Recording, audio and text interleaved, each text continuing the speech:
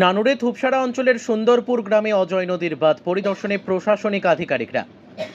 লাগাতার প্রবল বর্ষণের জেরে রাজ্য জুড়ে বিভিন্ন নদ নদীতে বেড়েছে জলস্তর, আর সেই জল গিয়ে জমা হচ্ছে বিভিন্ন জলধারায়, যার ফলে একাধিক সময়ে বিভিন্ন জলধারা থেকে ছাড়া হচ্ছে কয়েক হাজার কিউসেক জল।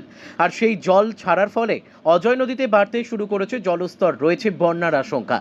উল্লেখ্য, 2021 সালে থুপসারা অঞ্চলের সুন্দরপুর গ্রামে অজয় নদীর বাঁধ ভেঙে ক্ষতিগ্রস্ত হয়েছিল বিস্তীর্ণ এলাকা, এমনকি বেশ কিছুদিন জনবসতিহীন এলাকাও হয়ে রয়েছিল।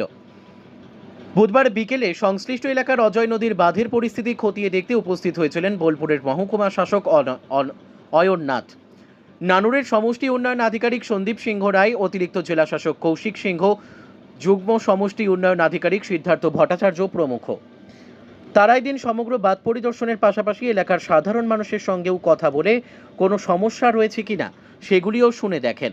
পাশাপাশি এদিনই প্রশাসনের আধিকারিকদের কাছে ওই এলাকায় একটি ফ্লাড শেল্টার নির্মাণের আবেদন জানান থুপসারা গ্রাম পঞ্চায়েতের প্রধান ভরত মাঝি।